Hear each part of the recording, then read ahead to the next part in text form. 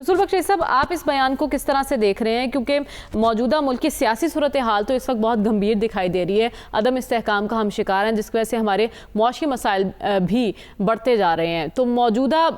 جو صورتحال ہے اس میں اس بیان کی اہمیت کیا ہے؟ انتہائی اہم ہے اس موقع پر کہ ہم مشکلات کا شکار ہیں۔ بیرونی محاذ پر بھی ہمیں مشکلات ہیں، اندرونی طور پر بھی ہمیں مشکلات ہیں، اور مشکلات کی نوعیت بھی مختلف ہے، معاشی بھی ہیں، سیاسی بھی ہیں، انتہا پسندی کی بھی ہیں، دہشت گردی کی بھی ہیں، کرپشن کی بھی ہیں، بدعنوانی کی بھی ہیں، ہر قسم کے مسائل کا ہم شکار ہیں۔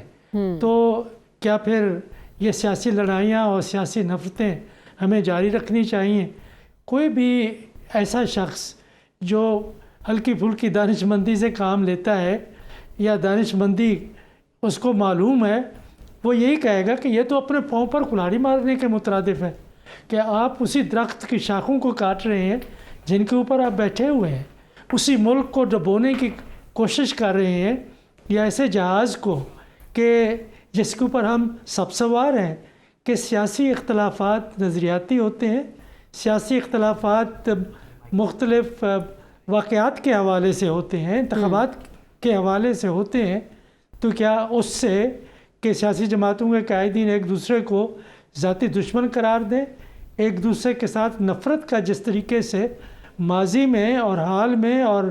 آج کل جس طریقے سے اظہار ہوتا ہے، وہ ایک نارمل سیاست نہیں ہے۔ تو اس اب نارمل سیاست سے نکلنے کے لیے ایک بات کی ہے سپہ سالار صاحب نے، جس کو سراہنا چاہیے کہ ہمیں اس سے نکلنے کی ضرورت ہے کہ اختلافات کس بات پہ ہیں، اور اس کے لیے جو آئین نے راستہ دیا ہے وہ اختیار کرنا چاہیے۔ پارلیمان اور دیگر اداروں کے ذریعے ایک دوسرے سے گفتگو کرنی چاہیے،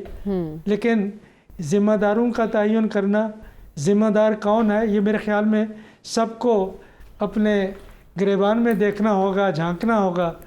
اور کیسے ہم اس سے نکل سکتے ہیں اس کے بارے میں بھی کچھ بات کرنی چاہیے تھی۔ کہ صرف یہ کہہ دینا کہ سیاسی نفرتیں ختم ہونی چاہیے، نہیں ہونی چاہیے، کون ختم کرے گا، کیسے ختم ہوں گی، اس کے لیے ماحول کیسا بنے گا۔ اور بات ہم کرتے رہے ہیں آپ کے اس پروگرام میں کہ مذاکرات ہونے چاہیے سیاسی جماعتوں کے درمیان میں، اور اس بات کو بھی ہم زیر بحث لاتے رہے ہیں کہ مذاکرات کیوں نہیں ہو رہے، کیونکہ مفادات کیسے ہیں کچھ لوگوں کے، کچھ جماعتوں کے، کچھ گروہوں اور ٹولوں کے، کہ وہ نہیں چاہتے کہ مفاہمت ہو۔ مفاہمت کے بغیر نفرت ختم نہیں ہوگی، اور مفاہمت کے لیے ایک ماحول، مفاہمت کے لیے ایک نئے انداز کی سیاست اور قومی سوچ کے دھارے میں سب کچھ جب تک نہیں چلنا ہوگا، اس وقت تک میرا خیال یہ ہے کہ جو مفاہمت کے بغیر جو ہے نفرت ختم نہیں ہوگی۔